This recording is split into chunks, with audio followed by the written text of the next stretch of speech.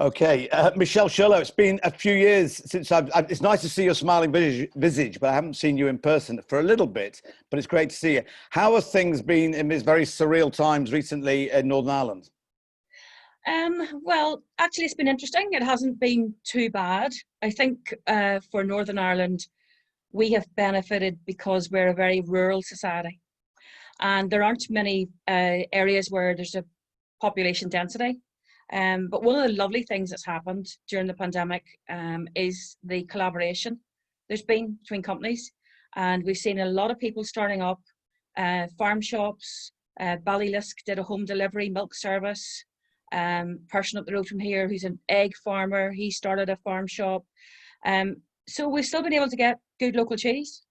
Yeah, and that's the key. You've always had a great affiliation between food and farming, agricultural background, and again with Northern Ireland. But that was the key, wasn't it, to keep a lot of these cheese makers on the go, to make sure that they were still milking the cows, sheep, goats, whatever they were, and getting a route to market. Yes, although there was no disruption in terms of the agricultural side for cheese, it all continued on. As you know, there's been quite a bit of innovation in cheese here over the last 4 or 5 years, which has been really good to see. We have now got people like Young Buck, who's doing raw milk cheese. We've got Darnt Mountain, Ballylisk, and I'm sure I've forgotten someone. Oh yes, Kearney Blue. Okay. You always but it's good. We've now got really good variety of cheeses, and we've always had excellent cheddar because we've got grass-fed cattle. We've a farmer-owned cooperative here in the form of Dale Farm. So we've always had excellent cheeses, but it's been interesting over the past few years to see the kind of variety that's emerged, which is new. Yeah. And what about those cheese producers who predominantly supplied the on-trade, the restaurants, hotels, and the pubs? That's for them thinking, my goodness, we've got this cheese, it's got a dwindling shelf life. How do we get it to market?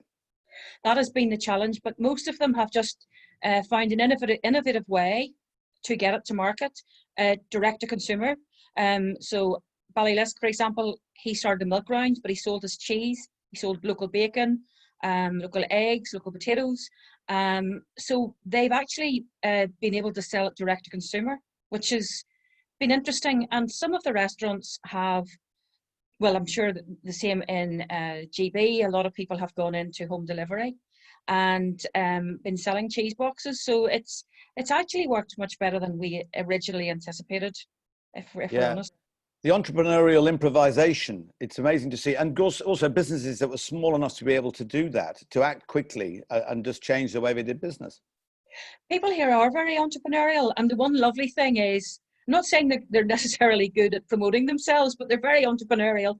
But the lovely thing is that all of the contact they've had at farmers markets, at food events, even going to London to Borough Market, all that paid off. And I was so touched during the pandemic to see how they collaborated, they cooperated, they helped one another out. It was just a really, really interesting experience because there was so much doom and gloom, but that was really heartening. Yeah, and it is a lot of those stories of that helping out, again, that sense of community which you touched on before, but actually certain different cheese producers have helped each other, getting delivery out there, and also being able to buy online, how quickly people had to step up to the online plate. Yeah, and we've got some great delicatessens in Northern Ireland who also, went online and did home delivery, like Indie Food and Sawyers and Arcadia, and they all, stepped up to the bar. We had a really interesting bakery company actually who went out on the road with a van for the first time. So we had a bakery van. And they've now diversified into a really lovely delicatessen, and they sell a lot of cheese as well, and that's French Village in Belfast. But yeah, it's been a good time. And last year we were working on a project north-south on food called Taste the Island. But I think that's one of the sad things about the pandemic. This year we've had to drop that initiative because it was the first time we kind of worked north-south on food, and there was great collaboration coming out of it. But hopefully we'll pick that up again in 2022. Yeah. Fingers crossed. Fingers And do you crossed. think that has cemented a buying culture of looking at local, supporting local producers and retailers, farm shops, delis, all the things you just mentioned? Yes, I think people have a different view now on food. Um, Interestingly, talking to retailers in Northern Ireland, one comment that came back to me was, well, now we really know who is local, because product wasn't able to get to shelf. But I think maybe in a way people have connected back with their food a bit better. I certainly see amongst younger people a change, and amongst millennials a completely different attitude to food, which is great, absolutely great, and long may it continue. Yeah, that's for sure. That's the good things to come out of this. And what about you personally? How's lockdown been for you? I mean, you look well, you're smiley as ever, but how's it been? Well, for instance, my family, I occasionally with three sons, 13, 17 and 20, it's quite useful to be able to self-distance from each other on occasion. Well, actually, personally, although there was a terrible shock at the start, and we had to, cease operations in Food NI, and we were due to go to Farm Shop in Delhi, and we had Balmoral show planned, and all of those things had to be stopped. But once we got our heads around that, actually, my daughter came home from Belgium and spent 10 weeks with us, and she completely renovated our greenhouse and started to grow salad leaves and sunflowers and lots of things.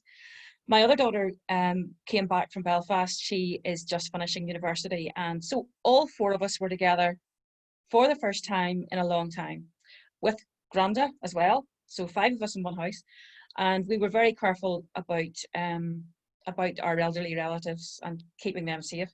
But we then got I have chickens. So I've been having fun with my chickens, and we've got sheep, and we had lambs. And do you know something? Normally I would have missed all that. Yeah. I would have come home and the lambs would have been born, and going back to work. And but I really, really enjoyed being in the garden and being with the family. And I was so pleased that close to me somebody opened a farm shop, so I just had to get in literally put the lead on the dog, go for a walk, and buy some lovely raw milk, some young buck cheese, some lovely bacon. Actually, it hasn't been too bad. Yeah, no, it's great though, as you say, and to be able to see the season develop, and also things that you planted grow, and then to fruition where you can eat them. For all of us, to have time, rather than all these endless Zoom meetings, to have a break and go outside and actually appreciate what we have around us, which probably we haven't done long. Maybe we will slow down a little bit and just have time to smell the flowers, literally. I hope we do slow down a bit. I hope a lot of the things we've learned stay. I'm just wondering about exhibitions and events and how they're going to work. But I do know that the producers in Northern Ireland are very keen to get back over into England. And I think maybe the last time you were speaking to us, we had a lot of startup companies, a lot of entrepreneurs, but we have a lot of people now that are very keen to fly and to get into delicatessens and farm shops in England if they can. And maybe we'll do that a different way. Maybe that'll be done by soon. Yeah. On that note, have you been able to eat? Have you been to a restaurant or a pub, and have you managed to venture out? Yes, I have been out. I typically Northern Irish. My first meal out was an Ulster fry. Very good. But so I haven't actually been out for dinner. I've been out for breakfast and I've been out for lunch. And I think what I've probably missed has been friends. Yeah. And eating out with friends. That is, that's really important. Yeah. Well, for me, I've had a couple of online bevies and quizzes and these things, and that's just nice. The joy of a technology like this is that we're able to see each other, and I think that technology is, in 12 weeks moved on 12 years. So I think for all of us, maybe we won't have to jump on as many planes and fly off quite as much as we were before. So again, I think you're right. I think you're right. I actually mastered quite a few IT skills, I would have to say.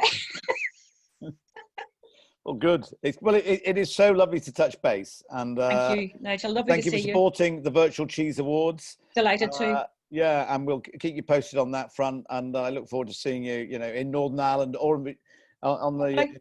UK, in Great Britain before long. But it's really, thank you so very much for your No, time. thank you. And yeah, and I'm going to your library is looking interesting behind you. So don't worry about, there's some good reads there. Plenty of reading. Yeah, Michele Shirlow, thank you. Thank you. MBE, no less, as a reward for supporting Food and Drink, for the few years that you have. Still, for one so young, it's really lovely to see you. Thank you so much, Nigel.